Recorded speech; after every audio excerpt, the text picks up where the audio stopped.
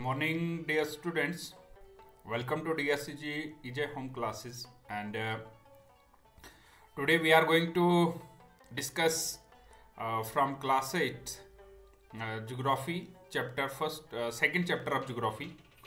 And before coming to that our topic today, first of all we will recap what we learned in first chapter. First chapter was about resource and what is resource. As you have already gone through that first chapter, that resource is something, anything that can be used to satisfy our needs. For example, water that you might be able to see on your screen, and the electricity, that auto, books, everything which can satisfy our need is a resource. What makes an object, a substance, a resource? कोई भी एक चीज है वो किस तरीके से एक रिसोर्स बनती है, क्या क्या कौन सी क्वालिटीज है जिसकी वजह से वो रिसोर्स बनती है, दैट इज यूटिलिटी और यूजेबिलिटी, कि आप उस चीज का इस्तेमाल कैसे करते हैं. व्हाट मेक्स एन ऑब्जेक्ट और सबस्टेंस है resource is the utility of that product और an object. How does something become a resource? So we already discussed that anything which can be used, which have worth, which have value, which can be used, which have utility or usability, that is resource, that can become resource. And अलग अलग types की resources बताई गई थी, जैसे natural resource और human made resource या man made resource. All those resources which are obtained from nature, all called natural resource. For example, sunlight है, air है, water है, these are natural resources. अब human made क्या है? जब हम natural resource कोई, when natural resource undergoes drastic change by human intervention, जब इंसान इन को इस्तेमाल करके एक चेंजेस लाता है, जैसे एक पत्थरों को घड़ के एक मकान बनाता है, ईंट बनाता है, ईंट से एक मकान बना देता है, एक रोड बना देता है, एक हॉस्पिटल बना देता है, ठीक है, तो that is man made resource. एक मोबाइल बना दिया, एक जैकेट बना दी, एक शर्ट बना दी, एक घर बना दिया, ठीक है, तो that is man made resource, human made resource. फिर एक कैटेगरी रखी गई थी, classification of natural resources on basis of origin. तो origin mean abiotic and biotic. Abiotic mean non living. All those, अगर हम इसमें भी नेचुरल रिसोर्स, ऐसे नेचुरल रिसोर्स जो एबॉयटिक हैं, जैसे नेचुरल रिसोर्स एयर है लेकिन नॉन लिविंग है, नेचुरल रिसोर्स सॉइल है, नॉन लिविंग है, नेचुरल रिसोर्स सनलाइट है लेकिन नॉन लिविंग है, नेचुरल रिसोर्स हमारे पास लैंड है तो नॉन लिविंग है, that is abiotic resource. Natural resource हमारे पास फॉरेस्ट है, बायोटिक है. नेचुरल रिसोर्स हमारे पास एनिमल्स हैं, बायोटिक है. नेचुरल रिसोर्स हमारे पास ह्यूमंस हैं, तो बायोटिक है, ठीक है. तो ये आ गया एबॉयटिक एंड एबॉयटिक रिसोर्सेज, ठीक है. फिर एक कैटेगरी बनाई गई renewable resources and non renewable resources. ऐसे resources renewable which are inexhaustible. इनका दूसरा नाम इनएग्जॉस्टेबल और एग्जॉस्टेबल.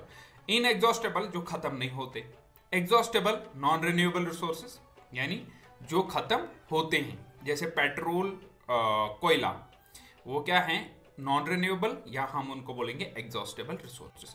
रिन्यूएबल रिसोर्सेज जिनको रिन्यू किया जा सकता है, जो खत्म नहीं होते, जैसे विंड एनर्जी, आपकी सनलाइट, एयर, ठीक है. उसके बाद एक और कैटेगरी रखी गई थी नेचुरल रिसोर्स की, ऑबिक्यूअस रिसोर्सेज एंड लोकलाइज्ड रिसोर्स. ऑबिक्यूअस मतलब जो हर जगह मौजूद है, जैसे आपकी सॉइल है, आपका एयर है, आपका वाटर है. लोकलाइज्ड रिसोर्सेज जैसे आपका कोयला झारखंड में मिलेगा, आपका सीडर पाइन ट्री आपके हिमालय में मिलेगा, तो these are localised resources, right. And human made resources, for example जो इंसान ने बनाए, ऑटो, आपके मोबाइल, आपकी गाड़ी, जिनको ऑलरेडी हम डिस्कस कर चुके हैं. So today we will come to our point, today's topic, that is land as a resource. Land भी एक रिसोर्स है. आज हम उसी एक रिसोर्स लैंड पे डिस्कस करेंगे. आपकी ज्योग्राफी का चैप्टर 2 का ये पहला क्वेश्चन है, पहला टॉपिक है. रिसोर्सेज एंड डेवलपमेंट, जो आपकी सोशल साइंस ज्योग्राफी का नाम है। और जो दूसरा चैप्टर है land, soil, water, natural vegetation and wild life resources. आज हम इसमें लैंड भी है, सॉइल भी है, वाटर भी है, नेचुरल वेजिटेशन भी है और वाइल्ड लाइफ भी है। आज हम डिस्कस करेंगे सिर्फ लैंड, राइट। तो what is land? Land is among the most important natural resource. It covers only about 30% of the total area of the Earth's surface, and all parts of its small percentage are not habitable. सबसे पहली important चीज कि 30% planet earth के ऊपर सिर्फ 30% ऐसी है, ऐसा पोर्शन है, ऐसा हिस्सा है जिस पे लैंड है। और अगर आप ये पिक्चर्स पे देख पा रहे हो तो बाकी जो इसमें, अगर आप ये ग्लोब पे देखें तो जो ब्लू कलर में ये सारा वाटर है और जो ब्राउन कलर में ये आपकी क्या है, लैंड है। तो इसमें क्या है, 30% सिर्फ लैंड है, उसमें 70% जो है वाटर है। लेकिन जो 30% ये लैंड है ये भी सारी रहने के लायक नहीं है। इसमें भी कुछ ऐसा पोर्शन है जिसमें इंसान नहीं रह सकता, जैसे आपके माउंटेन आ गए, जैसे आपका सहारा डेजर्ट आ गया, थार डेजर्ट आ गया, ठीक है, उसके बारे में डिस्कस करेंगे। The uneven distribution of population in different parts of the world mainly due to varied characteristics of land and climate. बहुत सारी वजह है कि हम हर जगह पे ये 30% लैंड जो हमें दी गई है उस पे नहीं रह सकते। तो अगर आप ये इस ग्राफ को देखें, अगर हमारे पास इतना ग्लोब है, अगर हमारे पास इतने हिस्से में लैंड है, बाकी जो है ये हमारे रहने के लायक नहीं है, वाटर है जिसमें ओशियंस या जो हमारे सीज है ये आ गए, इसमें हमारे पास बचता है ये वाला पोर्शन, ठीक है।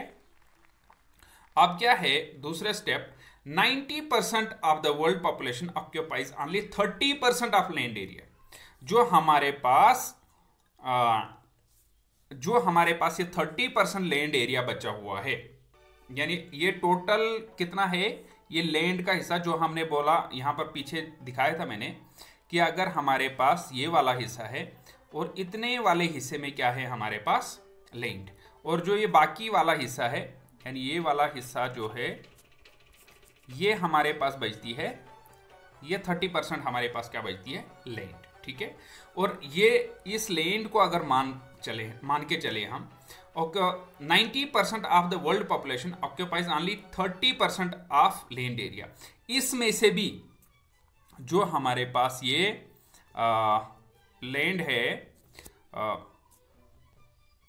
इसमें सिर्फ 30% पे, कितने परसेंट पे, सिर्फ 30% पे हमारे पास क्या है, ह्यूमन पॉपुलेशन है। और जो ये बाकी बचता है हमारे पास ये वाला हिस्सा, 70% इसका हिस्सा, इस पे क्या है, या तो अगर आप देखें डेजर्ट्स हैं, थिक फॉरेस्ट एरियाज हैं, आपके पास इस पे माउंटेन्स हैं, ठीक है।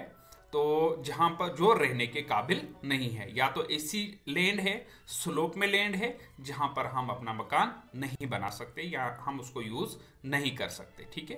तो lodging, desert areas, thick forested areas are normally separately populated are inhabited. तो इसमें से सिर्फ 30% जो हमारा हिस्सा है इसको हम यूज कर पा रहे हैं, और जो इसका 70% हिस्सा है वो इनहेबिटेटेड है, वहाँ पे कोई इंसान, या अगर आप देखें नॉर्थ पोल, साउथ पोल, कुछ क्लाइमेटिक कंडीशन भी हैं जिसकी वजह से हम टॉपोग्राफिक ऐसी है या क्लाइमेटिक कंडीशन ऐसी है जहाँ हम वहाँ पर रह नहीं सकते, इंसान वहाँ पर हैबिटेशन अपनी नहीं बना सकता, ठीक है।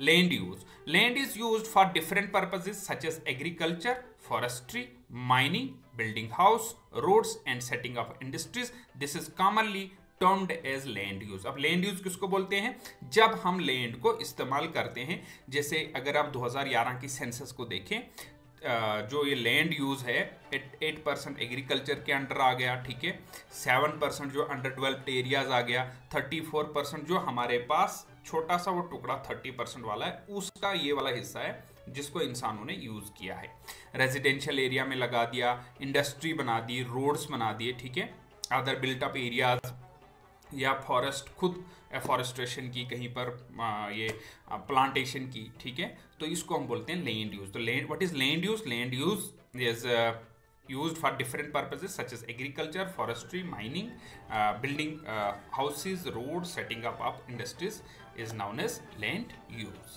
right?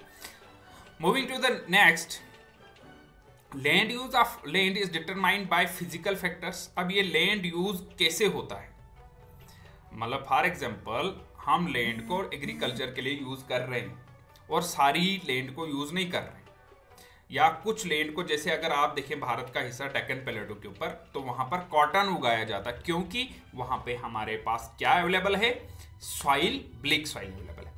अगर आप इसका देखें नॉर्दर्न प्लेन्स को, वहां पर हमारी क्रॉप प्रोडक्शन बहुत ज्यादा होती है, वीट, परेली, दैट इज राइस, तो वहां पर उगाया जाता है। क्यों? क्योंकि वहां पर हमारे पास एलुवाइल सॉइल है। तो डिपेंड करता है, हम लैंड का यूज किस पे डिपेंड करता है कि आपके पास सॉइल कैसी है।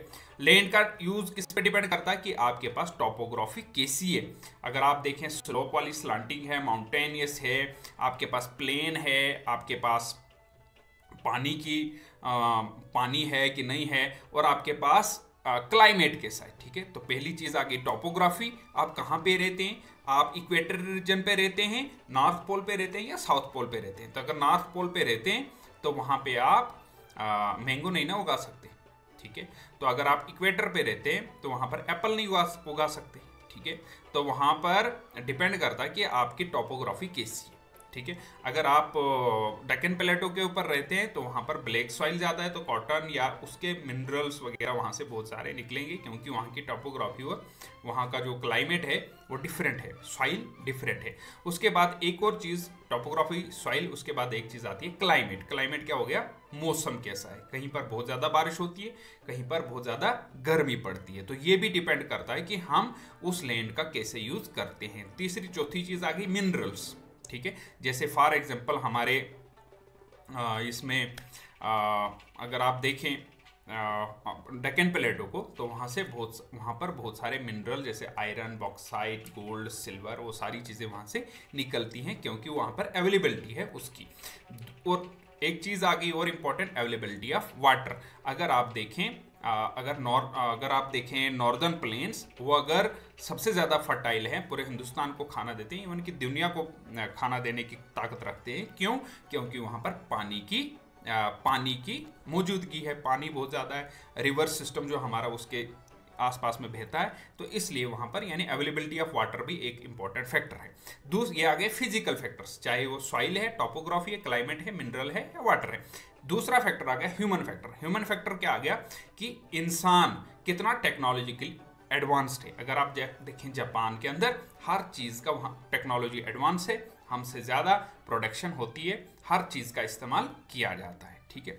तो कहीं पर अगर आप रूरल इंडिया में देखेंगे तो वहाँ पर क्रॉप प्रोडक्शन कम होती है। क्यों? क्योंकि वो अभी भी पुराने ओल्ड मेथड से एग्रीकल्चर करते हैं। और अगर आप अर्बन एरियाज में देखेंगे वहाँ पर नई मशीन्स का इस्तेमाल होता है, क्रॉप प्रोडक्शन ज़्यादा बढ़ जाती है। तो वो एक ह्यूमन फैक्टर है जिससे हम लैंड का यूज़ करते हैं, ठीक, right. Land can be classified on the basis of, अब लैंड भी दो किस्म की है, एक है प्राइवेट, एक है कम्युनिटी, ठीक है। तो सिंपल है, प्राइवेट क्या होगी, जब किसी एक की प्रॉपर्टी है जहां पर हम सब मिलकर नहीं जा सकते, यूज नहीं कर सकते। जैसे मैंने अपना घर खरीदा, मैंने एक बाग खरीदा, आप मेरे बाग में नहीं आ सकते। अब कम्युनिटी रिसोर्स कौन सा होता है, कम्युनिटी प्रॉपर्टी क्या आ गई, कम्युनिटी लैंड क्या आ गई, वो आ गई मेरी प्राइवेट लैंड। अब कम्युनिटी लैंड क्या आ गया, जैसे कोई पार्क बना दिया, किश्तवाड़ में चौगान बना दिया, सारे लोग जाके क्रिकेट खेलेंगे या बैठेंगे, तो वो आ गया हमारे पास कम्युनिटी लैंड। या अगर हमारे पास पार्क आ गया, बागे बहू आ गया, तो जाके सभी बैठेंगे, तो वो आ गई हमारी कम्युनिटी लैंड, राइट। तो owned by individual, that is land owned by individual, that is private land, land owned by community, that is community land, right. And now important last point is conservation of land resources. ये सब हम सब की जिम्मेवारी है कि हम ये लैंड रिसोर्सेज को कंजर्व करें, क्योंकि ये डिप्लीट हो रहे, खत्म हो रहे। ग्रोइंग पॉपुलेशन क्यों हो रहे, growing population and their ever growing demand. जितनी पॉपुलेशन बढ़ेगी डिमांड बढ़ेगी, जितने लोग बढ़ेंगे घर मकान ज्यादा बनाने पड़ेंगे, जितने लोग बढ़ेंगे हॉस्पिटल ज्यादा बनेंगे, जितने लोग बढ़ेंगे रोड्स ज्यादा बनेंगी, बिल्डिंग्स ज्यादा बनेंगी, फैक्ट्री ज्यादा बनेंगी, जूते ज्यादा लगेंगे, चप्पल ज्यादा लगेंगे, कपड़ा ज्यादा यूज होगा, तो उतनी ज्यादा फैक्ट्री ज्यादा लगाई जाएगी, तो जब ज़्यादा लैंड की ज़रूरत पड़ेगी क्या होगा, large scale of destruction of forest होगा। और एरेबल लैंड, और एरेबल लैंड जो है, एरेबल लैंड क्या होती है, जहां पर हम ऐसी लैंड जहां पर फसल बनती है। अगर आप इसको देखें, एरेबल लैंड कौन सी आ गई, जहां पर फसल बनती है। डिफॉरेस्टेशन क्या आ गया, जहां पर जंगल का कटाव होता है। तो जितना ज्यादा पॉपुलेशन बढ़ेगी, एरेबल लैंड की क्या होगी, कटाई होगी, वो कम हो जाएगी, और डिफॉरेस्टेशन हो जाएगा तो बहुत जंगल का नुकसान हो जाएगा, और भी आप बहुत सारी इससे रिलेटेड प्रॉब्लम्स क्रिएट हो जाएंगी। ठीक है, created losing of natural resource, therefore the present degradation of land must be checked and afforestation and land reclamation, regulated use of chemical pesticides and fertilizers and checks on overgrazing। अब देखिए क्या क्या चीज किया जाना चाहिए अगर इसको हमने कंट्रोल करना है। किसको कंट्रोल करना है, लैंड डिग्रेडेशन को हमने कंट्रोल करना है, तो हमें क्या करना चाहिए, हमारे पास एरेबल लैंड को बढ़ाना है, डिफॉरेस्टेशन को कम करना है। डिफॉरेस्टेशन अगर हो रही है तो हमें ऐसी जगह पर जहां पर हमारे कर सकते हैं, तो हमें एफॉरेस्टेशन मतलब और पेड़ लगाने चाहिए। और लैंड रिक्लेमेशन के लिए क्या करना चाहिए, यानी जहां पर फसल नहीं बनती है, जहां पर पानी की अवेलेबिलिटी नहीं है, डैम बनाकर हम वहां पर पानी की अवेलेबिलिटी करा सकते हैं। उससे क्या होगा कि जो लैंड यूजेबल नहीं थी उसको हम एग्रीकल्चर के यूज पर लाइक बना सकते हैं। तो दैट इज लैंड रिक्लेमेशन, वो कर सकते हैं एक स्टेप। और दूसरा, हम एफॉरेस्टेशन और पेड़ पौधे लगा सकते हैं। और क्या चीज हमने यहां पर बोली कि हम पेस्टिसाइड्स, केमिकल फर्टिलाइजर्स, पेस्टिसाइड्स को कम करें। और एक और चीज, ओवरग्रेजिंग क्या होता है, अगर आप देखें अफगानिस्तान में, अगर वहां पर डेजर्ट बना हुआ है, अगर वहां पर अफगानिस्तान में फसल नहीं बनती, तो उसका बोलते हैं कि सबसे बड़ा कारण क्या है, ओवरग्रेजिंग, कि एनिमल्स को हम वहां पर रखते हैं, जो कवर्ड्स या शेफर्ड्स होते हैं, तो वो अपने एनिमल्स को वहां ले जाते हैं, तो वो पूरी जो वहां पर जो हर्ब्स होती हैं, जो प्लांट्स है, वो खा जाते हैं। तो उस वजह से वहां पर जो सॉइल इरोजन हो जाता है, लैंड डिग्रेडेशन हो जाती है। ठीक है, तो ये हमारा आज का टॉपिक था। होप कि आपको पसंद आया हो। और नेक्स्ट वीडियो में हम इसका जो नेक्स्ट टॉपिक है सॉइल, उसको डिस्कस करेंगे। So thank you once again for watching this video.